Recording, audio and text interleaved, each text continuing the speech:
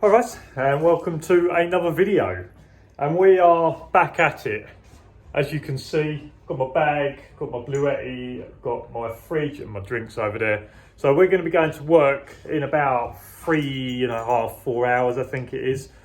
And yeah, we are back at it. It's been 3 weeks since the crash. I got injured in the crash, whiplash, concussion. I've got some back injuries as well. I went and saw a chiropractor on Sunday. Today's Wednesday. I went and saw him on Sunday. And they scheduled me in for sort of 8 sessions between now and the early part of December to get some treatment and that. So am I fully back fit, before the same as I was before the crash? Possibly not. But I can't go on any longer without taking a wage. So although I can claim loss of earnings, the problem is that I'm not probably going to see them for 6 months, etc. So I can't, that's not, in 6 months time, that's not going to pay the mortgage next month. So am I as fit as I was before? No. Am I at the point now where I can patrol the dog, etc., possibly run away? I think that that's one of the things that I was saying, like, it's okay to say, well, you're up and walking about, but when it comes to this job, you've obviously got 2 tiers to this job. You've got the general sitting around, patrolling site, etc. But then you've got the other side of it, is if a guy comes on in a balaclava and a crowbar, can I A, escape if I need to, or B, can I defend myself? Now, if I'm not able to do them things, I'm not able to do my job, etc. So it's come to this point where I feel like I'm capable of being able to either escape or be able to protect myself. The dog is absolutely fine, so I've got no issues with that. But it's taken a bit of time to sort of get to this point where some days it was taking me an hour to get out of bed because of my back, etc. And even now, it's still a bit stiff when I wake up. But once I get up and I'm moving around, etc., it seems to loosen itself off. One bad thing is I'm coming back to work now, and it's decided to absolutely hammer down. So with our first shift back, it's going to be absolutely hammering it down. And yeah, so like I say, we are back at it. I've got myself a van now. My Ada, my fiance, and my dad have helped me do it up. So obviously I haven't been doing any heavy lifting, so I've had my dad and the engineer help me do that sort of stuff. Ada's put a lick of paint on it. I actually think that the van's looking really nice. So yeah, I've got a new van. I'm starting to feel a lot better. Like I say, I can't afford to take any more time off work because I'm not going to see that money for 6 months. It doesn't help pay the mortgage next month. So am I as fit as I was before the crash? No. But am I fit enough to work? Possibly, yes. I'm in tonight and tomorrow night as sort of a test.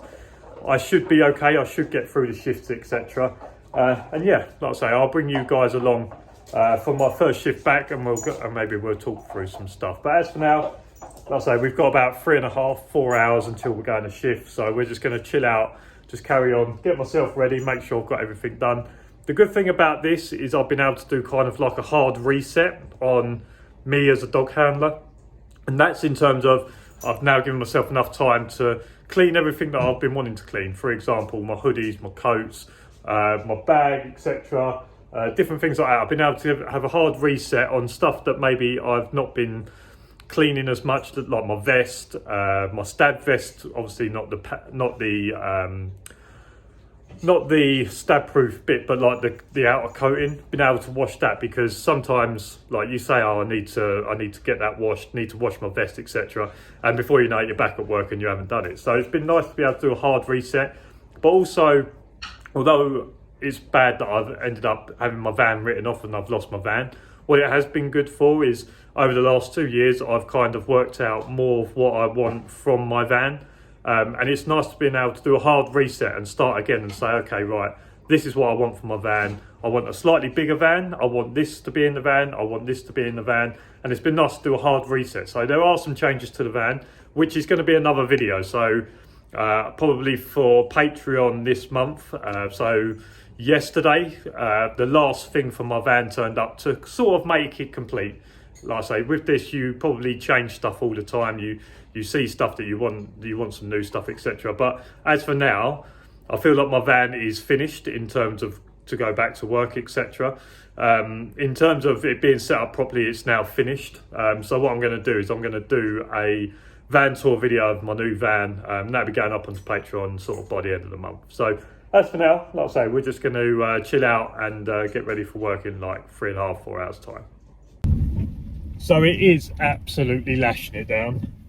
I've got in my van, I've been driving it around for just over a week now, and the moment I was about to go on the motorway to come to work, what happens?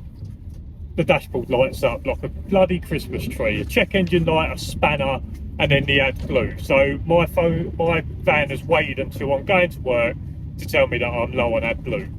So maybe a bit my fault. I've got some AdBlue at home. Maybe I should have just topped it up anyway. So now, thankfully, my van has got it. Hopefully it's going to start up on the way home. Surely the AdBlue warning sign doesn't come on 20 miles before it's going to run out and the engine's going to cut out. So hopefully it'll be all right. Now we are just about to go into work. Coop hasn't been here for 3 weeks and he don't know if he can see out from there. So yeah, I was just going to say, it'd be interesting to see if he remembers what he has to do around it. You know where we are, mate? This is quite normal. So this is a good sign, because this is a good sign. He hasn't been here for 3 weeks, and normally he barks all the way down here. I'm pretty sure he can see out there a little bit, because I have seen him bark at people before. Hey, where are you, mate?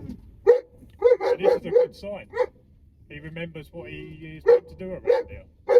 So I'm going to get into work now. I'll speak to you guys in a bit.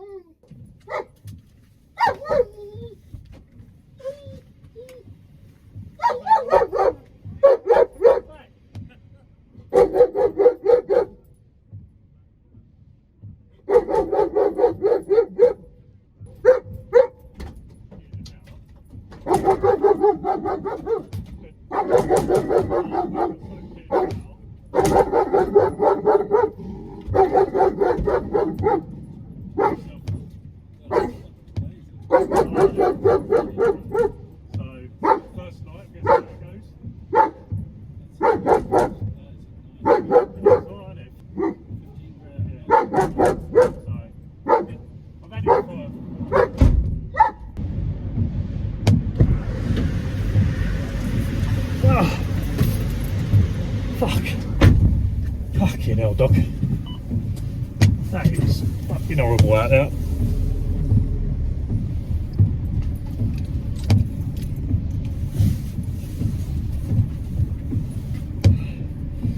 Alright, well. Oh, Jesus. Alright, we are a few hours into the shift now. And yeah, it's not been too bad. This is my new seating area, that I've made. I still need to possibly do some bits and pieces to it, but it allows me to be with a boy, and it's a little bit more comfortable than sitting in a seat. I'll say there's still some bits I want to do. This is more of a test to see whether it's possible to do, etc. But I've actually enjoyed sitting back here. And yeah, like I say, we are coming up maybe a third through the shift now. And there were some things I wanted to talk about in terms of sort of the accident and some of the stuff that happened that is maybe going to be useful to some people or something decent to know. So I had the crash on Wednesday, 3 weeks ago. Insurance company got hold of me pretty quickly. Their insurance company got hold of me pretty quickly as well. I think that their insurance company tries to get to me first and get me signed up to stuff before my insurance company has a chance to do something. Because in the first sort of maybe 6 hours just after the crash, I had phone calls, texts, emails from all different types of people, etc. And in my insurance, I had a courtesy van. So if my vehicle went down, they would replace it with a van that is similar. So yeah, I said, yeah, okay, yeah, we'll go with that, because at that time we didn't know whether my van was going to be repaired or written off. They did say if it's going to be repaired, it could take six months in order to get it repaired. So obviously the vehicle that I'd need to have for quite a period of time. Obviously, if it was written off, it was going to go through quicker, and then obviously I'd have to find my own van and that. And so they got me in contact with Enterprise Rent-A-Car. So they said, look, we're going to send you to Enterprise Rent-A-Car. They're going to organise a courtesy vehicle for you, and you can go from there. And I was speaking to them, and I said, right, there's only one thing that the vehicle needs to be. Obviously, you know what vehicle I had. Something similar will be fine. But there's something that I definitely need to have, and that is airflow to the rear of the van. Now, whether that's through the front windows, i.e. no bulkhead, so that I can get air through from the front windows, or if it has an airflow system in the back. I said that's the only stipulation I have, because I transport my dogs to and from areas or sites, etc., or home to site. So obviously, having the dogs in there, I need to be able to have airflow in there so that they've got air to breathe, etc., etc. So Enterprise Rent-A-Car said, okay, well, what we're going to do is we're going to send you to our Flexi Rent. And the Flexi Rent are our commercial partners who do commercial vehicles. So I was like, okay, that's fine. If that's what we need to do, then we'll do that. And then speaking to Flexi Rent, it became apparent very quickly that Enterprise Rent-A-Car and Flexi Rent had no vehicles that had an airflow to the rear of the cab. At one point, they offered me a refrigerated van in order to keep the dog in. And I said, well, obviously I can't lock the dog in a fridge. Like, fridges are airtight. I'm obviously not going to take that on. So I refused. I said, no, I don't want that. I said, I need a van with no bulkhead or an airflow system in the back, etc. And I didn't get my courtesy vehicle. I got my vehicle after possibly around about 13 days after the crash, after the van was written off, and then I bought my new van. But I had no vehicle for like 13 days because Flexi Rent-A-Car, Enterprise Rent-A-Car didn't have any vans without a bulkhead. That all of their bulkheads were solid with no airflow to the back, and they had no vehicles that I could get air to the back with an airflow system. Now you might say, well, you could have got a car. Now, obviously, if I was going to have this vehicle for 6 months, I needed to be able to go to work with it. Therefore, my cage had to be able to fit in the back. So I gave him the measurements of my cage. I said, look, if you can find me a car that will fit this cage, here's my measurements of the cage. If you can find something, then I'll take that. But like I say, after about 4, 5 days, 6 days, they basically turned around and said there's no courtesy vehicle that we can give you. So for 13 days I didn't have a vehicle. So I've got a claim for a loss of vehicle because I had no vehicle for 13 days, etc. So yeah, that's just something to keep in mind, that if you are doing this job and you've got a courtesy van on your insurance, just remember that even if you go through that, they have to have a suitable vehicle for you. And like I say, Enterprise Rent-A-Car had no vehicles with airflow to the back. Their Flexi Rent, their commercial partners, had no vehicles in which got airflow to the back. So that's just something to keep in mind. But there's nothing you can really do about it. But it's just something that happened to me that I feel like maybe Enterprise or some of the others, they need to have some vehicles with airflow to the back. On my insurance, it says I'm a dog handler. I haven't lied about what my job is. So my insurance knew that I was a dog handler, therefore have dogs in the vehicle, etc. So yeah, that's just something to keep in mind, something that happened during the crash. So yeah, we are going to continue this. Enjoying these lights, giving me a bit of light so I can sit here in the light and can see around me rather than sitting in the pitch black. So yeah, we're just going to continue with this shift. It's absolutely lashing down. It hasn't stopped since I got here, so it's been lashing down for the past 4 or 5 hours. So yeah, we'll carry on with our shift and I'll catch up with you guys in a little bit. And it is the next day. It's the next day. So I finished my shift this morning, went home, tried to do the AdBlue. The AdBlue's actually full. There's some warning lights that come on. This is similar to something that happened last time on my last van. So last time when I got my last van, I filled it up with petrol and the first time that I filled it all the way up to the top, lights started coming on. So the AdBlue is full. There's some warning signs up. I've got to take the van to somewhere next week under warranty, which is one of the good things about buying vans from dealerships and not individuals. Is with dealerships normally you get some form of warranty on it. So I've got to do that next week. So the van is going to be okay. It'll be fine. I think last time it was just like a sensor or something that needed to be changed. So I think it's going to be something quite similar to that. Feeling all right today. I was interested to see how doing a shift and then waking up this morning and see how I felt was going to be, and it was actually feeling okay. So yeah, I felt pretty good. I felt pretty good today. Back into work tonight for my last shift of the week, and I've got a couple of nights off.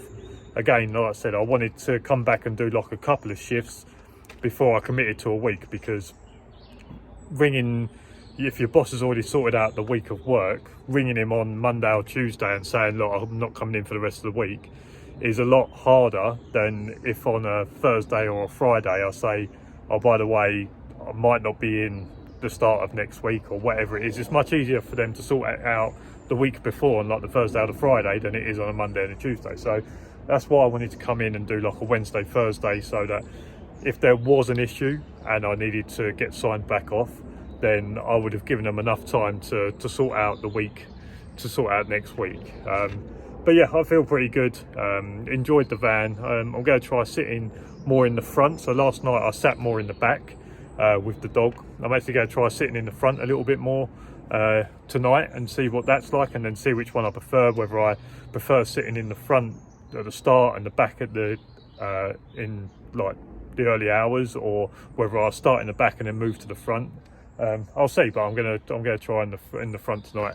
But yeah, I enjoyed the new van.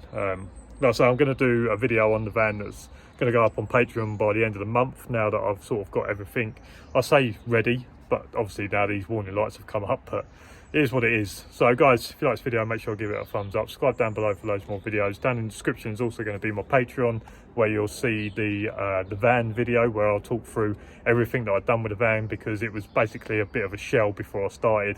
And I've done some bits to it to make it a bit more homely, and I think I've improved it quite well. So guys, if you like this video, make sure to give it a thumbs up, subscribe down below for loads more videos, and as for now, I'll see you again next week. Just watching, see you later.